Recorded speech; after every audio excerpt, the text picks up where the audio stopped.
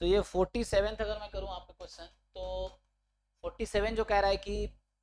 x1 जो है मोर than equal to 2 है, xn प्लस 1 जो है and that is 1 plus root under xn minus 1। Sequence actually small है, सारे स्मॉल एक्स लिख सकते हो आप। तो 2 is decreasing and bounded below by 2। अच्छा मुझे बता रखा है कि जो xn है डिक्रीजिंग है एंड बाउंडेड बिलो बाई 2, तो मतलब x1 डिक्रीजिंग है ना, तो n बढ़ाएंगे घटता चला जाएगा, और ये बाउंडेड बिलो बाई 2 है। और x1 मुझे बता रखा है क्या, x1 नहीं बता रखा। अच्छा x1 मोर देन इक्वल 2 है,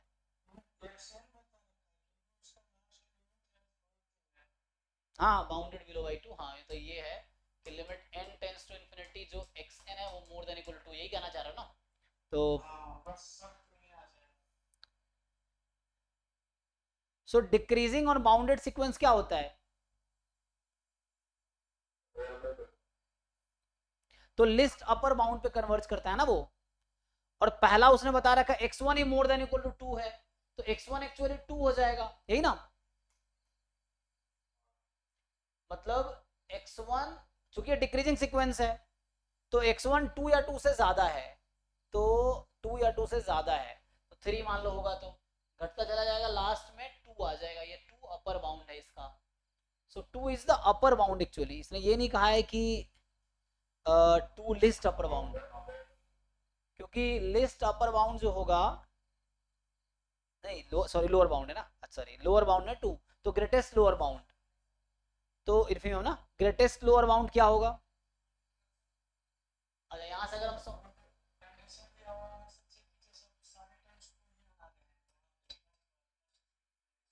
अच्छा इसके साथ कह रहे हैं आप, इसके साथ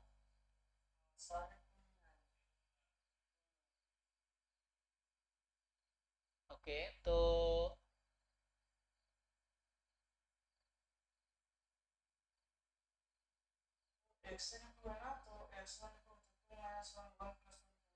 नहीं लेकिन x1 2 कहाँ है, x1 तो मोर देन इक्वल टू कह रहा है।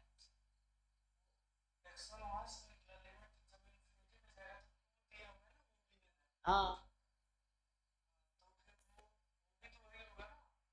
हाँ हाँ, तो यहाँ से तो ये आ जाएगा l is equal to 1 plus root under l minus 1, l minus 1 बराबर root under l minus 1, so l minus 1 square is equal to l minus 1, तो यहाँ से l minus 1 is equal to 0 और l minus 1 is equal to l minus 1, यहाँ से क्या आएगा ये ना, चेक कर लो एक बारी। तो यहाँ से l बराबर 1 आ गई, और यहाँ से तो ये तो लिमिट 1 आ गई इसकी।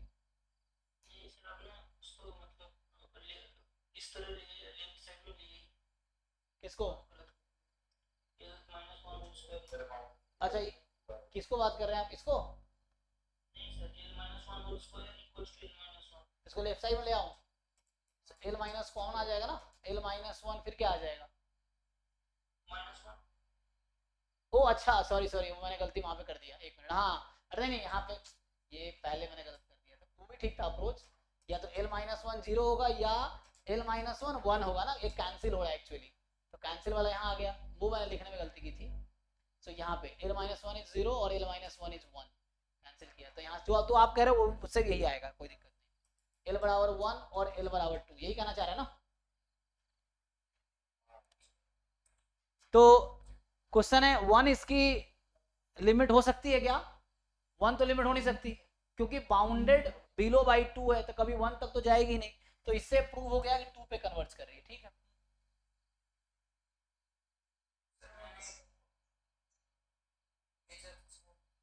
हाँ हो गया, क्या डाउट है सोहम आपको इसमें, हो गया कि नहीं, नहीं नहीं वो कन्वर्ट 2 होगा, वही वो ना, फिर आप लोग अपने भरोसा रखिए, और जो है बताइए, ठीक है, जो आंसर इज 2 ही होगा, ठीक है ना, कन्वर्जेस टू 2। तो इनका कैसे जीरो पे जा, क्या कह रहे हैं ये,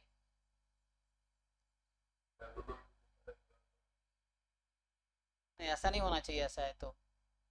उसको देखना पड़ेगा क्या इशू है।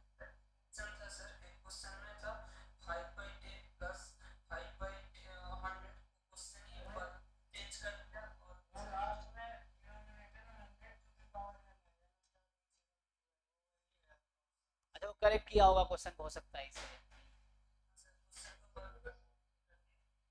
हाँ वो तो करेक्ट किया। अच्छा हाँ वो क्वेश्चन चेंज कर दिया होगा तो फिर वो अपडेट हो गया होगा। हाँ एक और भेजे, उसे बताओ क्या पूछना है उसमें। हाँ वन, अरे वन बाई वन बहुत लोग हैं, अब सबका एक one by one he solve करेंगे ना, तो एक एक करके ही सॉल्व होगा, एक बार में सबका तो होगा नहीं। तो चलो अभी अर्का का बड़ी टर्न आता है, एक एक क्वेश्चन कर रहे हैं अभी ना। बताओ भाई तुम्हारा क्या भेजा है तुमने, हाँ तो सॉल्यूशन भेजा था, क्वेश्चन भेजा था। अच्छा ये अल्फा है 0.10 110 1110 11,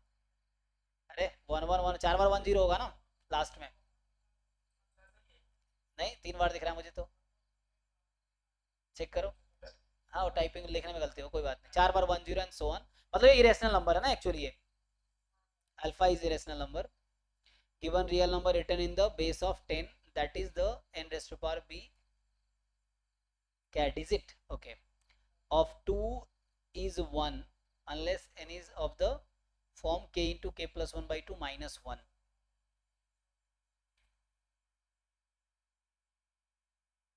n की power b digit of 2 is 1, क्या कहना चाह रहा है, n की power b digit of 2 is 1 unless n is of the form,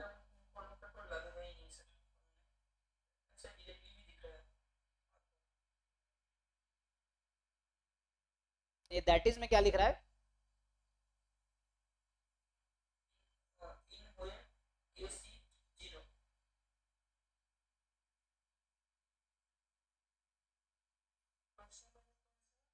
नहीं नहीं क्वेश्चन मुझे भेजा पर्सनली तो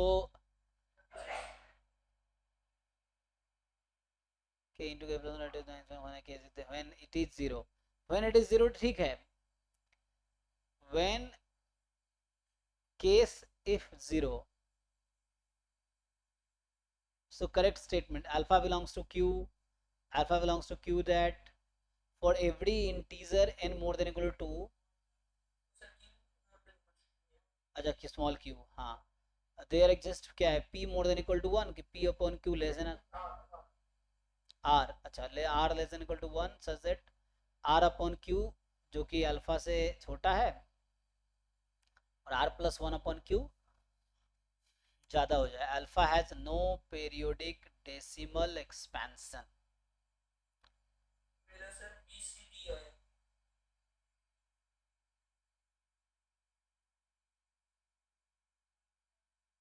ओके या एक कंडीशन समझ नहीं आया मुझे क्या लिखना चाह रहा है ये, कि return in base of 10 that is n raise to power b, ये क्या कहना चाह रहा है, n raise to power b वाला क्या कंडीशन है। अच्छा डिजिट ऑफ 2 जो है वो 1 है unless n is of the form this k into k plus 1 by 2 मतलब 1 से k minus 1 2 से k तक, and in way n when in case of 0 I don't know, तो अल्फा ऐसा तो इरेशनल नंबर है जो फॉर्म लिखा है उन्होंने, सो वैसे तो दिख रहा है मुझे कि अल्फा इरेशनल नंबर है 0.1,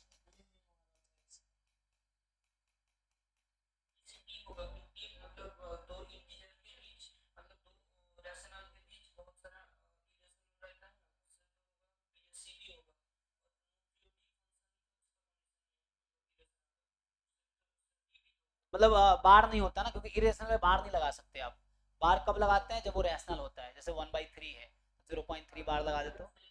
हाँ तो रेकरेंस तभी होता है, लास्ट यही कहना चाह रहा है there is no periodic decimal, ये डी करेक्ट है, फिर बी भी तो करेक्ट है इरेशनल है, अब ये कहना फॉर एवरी इंटीजर जो कि q मोर देन 2 है, एक ऐसा r जरूर मिल जाएगा मुझे जिसके लिए कि अल्फा की वैल्यू इन दोनों के बीच आ जाएगी, तो ये 0.1 के है ना, तो ये कहीं ना कहीं जो है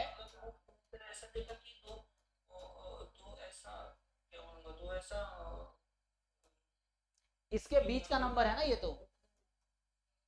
ये 0.10 और 0.11 के बीच का नंबर है एक्चुअली, है ना, तो ये हाँ लेकिन 2 की बात कर रहा है ये, q मोर देन 2, तो मान लो 3 ले लिया मैंने, तो 3 के लिए ऐसा क्या एग्जिस्ट करेगा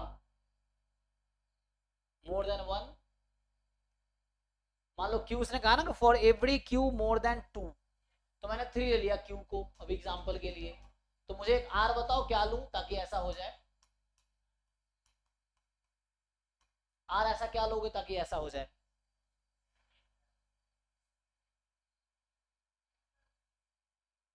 क्या कोई आर ऐसा इंटीजर ढूंढो, इंटीजर क्या लोगे? एक ऑप्शन है, इसने कहा क्यू तुम कुछ भी चूज कर लो more than equal to 2, integer है, तो एक दूसरा इंटीजर तुम्हें आर मिलेगा जो कि 1 से ज्यादा है, तो पॉजिटिव इंटीजर दोनों है, जिसके लिए अल्फा इन दोनों के बीच होगी। तो सोचो आर ऐसा क्या रखोगे इंटीजर ताकि तुम्हारा अल्फा इस बीच में आ जाए। आर तुम्हारा, अल्फा तुम्हारा ये है 0.10 और 0.11 के बीच का नंबर है, कुछ मिलेगा? 1 रख सकते हैं, 2 रख सकते हैं, 3 ही रख सकते हैं, आगे तो मोर देन 1 हो जाएगा, तो पॉसिबल ही नहीं है। तो 0 रखोगे तो 0 लेस, अरे 0 रख ही नहीं सकते, तो मार मोर देन 1 बोला है, तो ये तो गलत हो गया फिर ये काउंटर एग्जांपल मिल गया ना हमें, तो ये काउंटर एग्जांपल मिल गया हमें, तो कि आर मैं क्यू मैं 3 ले लेता हूं तो आर मुझे कोई ऐसा मिलेगा ही नहीं, तो 1 एग्जांपल इज इनफ टू से फॉल्स, तो ये गलत हो गया, तो सी ऑप्शन इज रॉन्ग, तो बी और डी करेक्ट हो गया। ठीक है, तो चलो भाई, हाँ सोहम तुम्हारा रह गया, कई जैसे हो गया ना, तुम्हारा तो एक क्वेश्चन रह गया ना, हाँ किसके रह गया अब?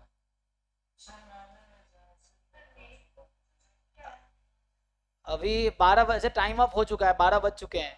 तो देखो तुम्हारे क्वेश्चन है किसी ने सॉल्यूशन में भेज दिया ऐसे एक का, तो ये पीवाईक्यू वाला बुक अवेलेबल है ड्राइव में, उसको देख के जो पीवाईक्यू के डाउट,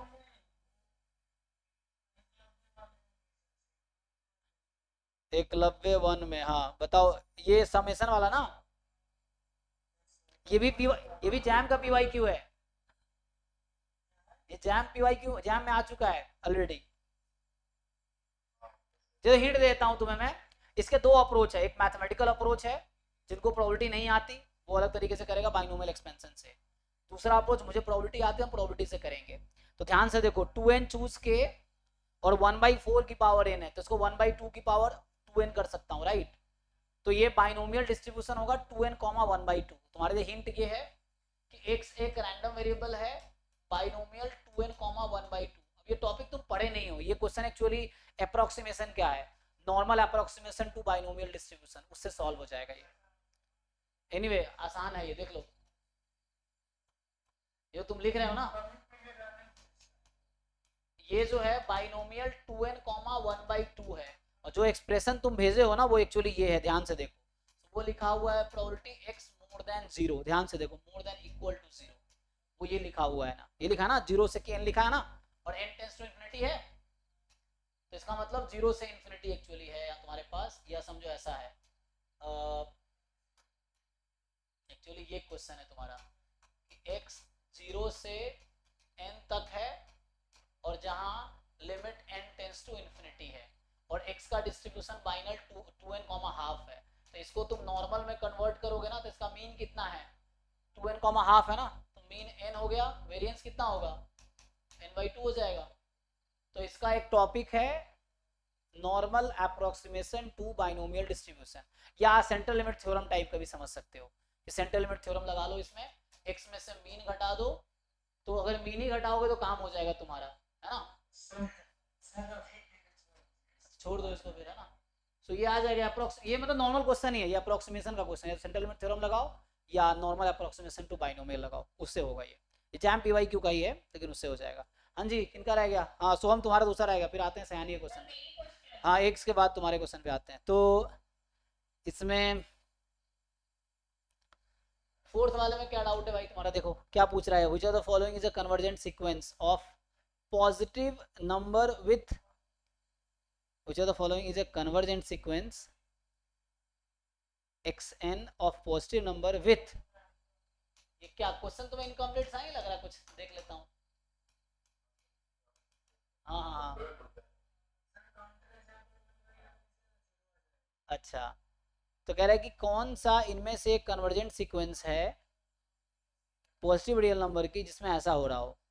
और कन्वर्ज कर रही हो 1 पे, converge to 1, converge,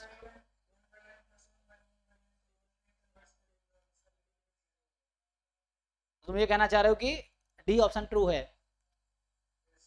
okay, which of the following is a convergent sequence of positive, which of the following is a, तो बोलना चाहिए ना which of the following is true, ये क्या लिखना चाह रहा है, which of the following is a convergent sequence xn of positive number, जिसका ऐसा हो रहा हो, तो ये तो बहुत सारे सीक्वेंस में ऐसा होगा, बट जरूरी है कि xn की लिमिट, अच्छा अगर ये ठीक है, एक एग्जांपल मुझे ये मिला जो इसको सेटिस्फाई करे, तुम ये कहना चाह रहे हो है ना, और यहाँ xn 0 पे जा रही है, तो एक एग्जांपल, इसका ये कहना है कि एग्जांपल हमने ढूंढा a 1/n का, और जो कन्वर्ज कर रही है 0 पे, जो सेटिस्फाई कर रही है इसको, तो इसका मतलब है कि बाकी ऑप्शन आउट हो गया, तो डी ट्रू हो गया, यही ना। ओके, कोई दूसरा एग्जांपल ढूंढ लेते हैं, तुम सोहम कोई ऐसा एग्जांपल ढूंढो जो 0 पे नहीं जा रही हो, इसको सेटिस्फाई कर रहा हो, मतलब ऐसा एग्जांपल ढूंढने की कोशिश करो कि जो इसको सेटिस्फाई कर रहा हो, बस लिमिट 0 ना हो, देखो ऐसा मिलेगा क्या, अगर नहीं मिलता है तो ये सही कह रहा है, इसका मतलब समझ आया ना क्या कहना चाह रहा हूँ।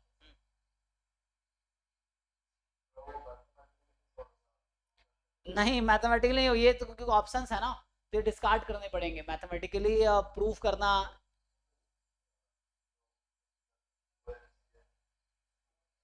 अच्छा पिछला क्वेश्चन की बात कर रहे हो आप, ये 2n cn 1/2 की पावर 2n, यही है ना, देख लो 1/4 की बार n था ना, तो मैं बोल तो रहा हूँ, तो अभी सॉल्व कर रहा था ना मैं, कि late x is binomial 2n, 1 कर तो रहा हूँ मैथमेटिकली, रुक जाओ। अच्छा मैथमेटिकली बाइनोमियल एक्सपेंशन लगाओ कि बाइनोमियल एक्सपेंशन कुछ करना पड़ेगा, वो तुम्हें सोचना पड़ेगा, तो मैं बता रहा हूँ, तो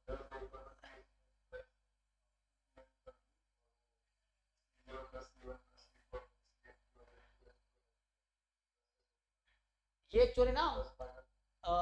बाइनोमियल एक्सपेंशन का कोएफिशिएंट है किसका, अगर 1 प्लस एक्स की पावर 2n को खोलोगे ना, इसको अगर खोलोगे, तो ये कौन कौन सा टर्म का कोएफिशिएंट दे रहा है, जिसका पावर n से लेके 2n तक है, 1 प्लस एक्स को अगर खोलो, अच्छा 2n cn ना, so 2n cn is something like 1 square 2 square,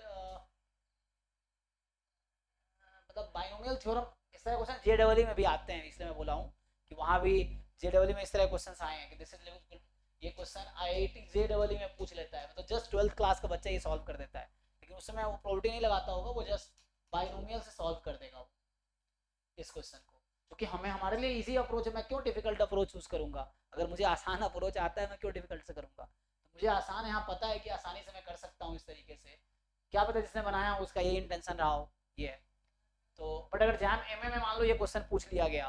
कि जैम एमए में अगर ये क्वेश्चन पूछ, सिंपल लिमिट का क्वेश्चन है ये, तो कहीं लिखा तो है नहीं कि प्रोबेबिलिटी है यहाँ पे, क्योंकि हमने प्रोबेबिलिटी से रिलेट किया इसको, लेकिन ऐसा नहीं कि सिर्फ प्रोबेबिलिटी से ही सॉल्व होगा, बिना प्रोबेबिलिटी का भी सॉल्व होगा, ये बाइनोमियल एक्सपेंशन से होगा, वो तुम्हें सोचना पड़ेगा, मुझे भी सोचना पड़ेगा, क्योंकि मुझे ये आता है, तो है ना, इससे मैंने कहा कि तुम ये कर लो, बाकी इससे तुम्हें इजीली वो सेंट्रल लिमिट थ्योरम लगा के आई थिंक हाफ आंसर आ जाएगा, मे बी, शायद श्योर नहीं हूँ मैं, देख लेना।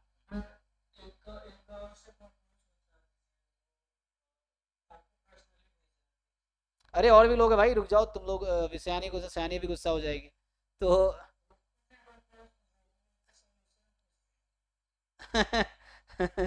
तो इसमें क्या है तुम्हारा, इसमें क्या पूछना है तुम्हें,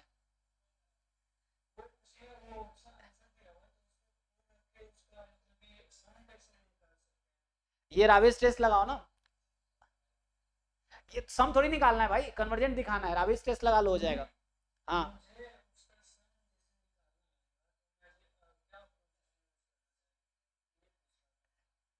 सम निकालना इतना आसान नहीं है यहाँ पे, ठीक है ना, चलो भाई तुमने रख दिया, तो तुम्हें एक सीरीज ढूंढना पड़ेगा ग्रुप में, देखो अच्छा मुझे भेजा है तुमने, भेजना इसको, सोहम को भेजना बताएगा, तो क्योंकि वो हर सीरीज का सम निकालना आसान नहीं है, तुम अगर चाहो कि हर सम सीरीज का सम निकाल लो, इट्स नॉट इजी, जैसे उन सीरीज का हम इसलिए निकाल पाएंगे जो किसी एक्सपेंशन में फिट बैठ जाता है, या जो टेलीस्कोपिक हो गया, या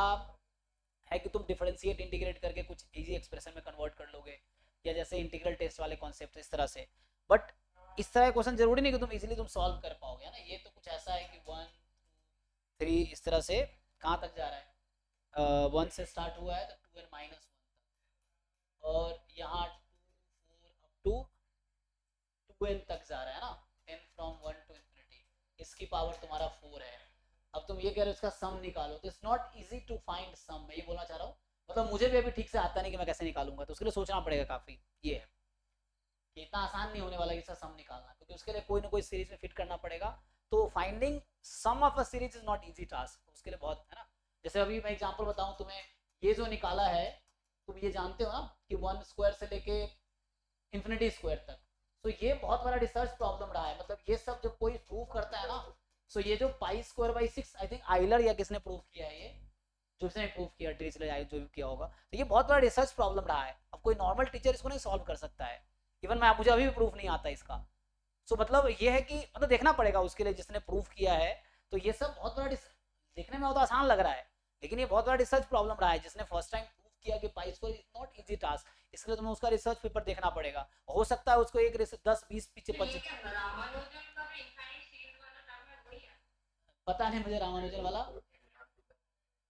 हाँ हाँ हाँ, तो उस तरह से कुछ होगा, मतलब बोला मुझे एग्जैक्टली ये है। तो ये सब बहुत बड़ा रिसर्च प्रॉब्लम्स रहा है जो नॉर्मल टीचर सॉल्व नहीं कर सकता। तो दुनिया में ऐसे बहुत सारे अनसॉल्व प्रॉब्लम्स है जो रिसर्चर, जो पीएचडी में पूछते हैं लोग कि मैथ्स वाले स्टैट्स वाले करते क्या है पीएचडी में, यही तो करते हैं कि जो भी अनसॉल्व प्रॉब्लम्स उसको सॉल्व करते हैं। तो इस तरह चीजें, तो ये जिसने अभी प्रूफ किया था, क्योंकि तुम देखना बुक्स में ना, तो ये बहुत सेलिब्रेटेड मतलब रिजल्ट था, या ऐसे बहुत सारे रिजल्ट्स हैं जो बहुत नॉन ट्रिवियल है, जो इजीली नहीं किया जा सकता है। तो जो बंदा सॉल्व करता है वो बहुत है ना बड़ा मैथमेटिशियन माना जाता है। तो इस तरह चीजें नहीं कि जरूरी ये भी, क्या पता ये भी एक डिफिकल्ट प्रॉब्लम, मैं नहीं कह रहा डिफिकल्ट होगा, बट थोड़ा ट्राई करना पड़ेगा, उसके बाद पता चलेगा। जो चीजें ऑलरेडी एग्जिस्ट करती है मार्केट में वो ईजी है, जो कभी सॉल्व हुआ ही नहीं तो वो बहुत डिफिकल्ट रहता है इनिशियली, है ना। जैसे ओलंपियाड में ऐसे क्वेश्चन पूछे जाते हैं जो बहुत मुश्किल होते हैं, तो वहां पे आता है।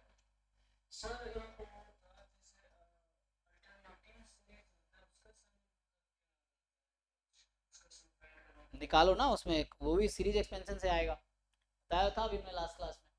मान लो जैसे ये है, इसका सम बताओ क्या आएगा, ये तो कन्वर्जेंट है ना।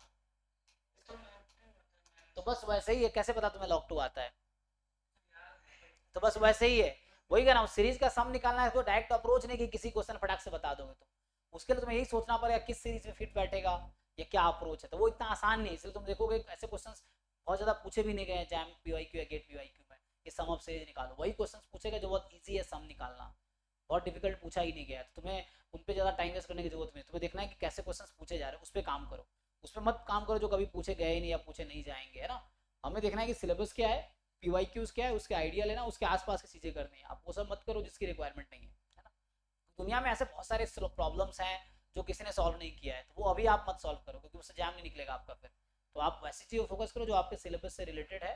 और जो रेलिवेंट है ना, तो वो चीज़ देख सकते हो।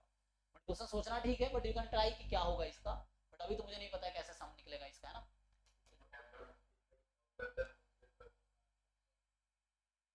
क्या क्या।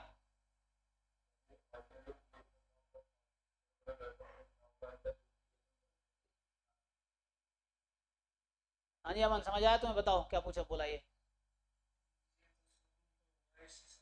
हाँ थोड़ा इसका आवाज ना मोटा सा, एक तो मतलब थोड़ा है ना, वो कहते हैं आवाज वैसा है कि क्लैरिटी नहीं है, तो पतला आवाज जैसे होता है तो समझ आ जाता है, थोड़ी पता नहीं चलता वर्ड के बीच में डिफरेंस।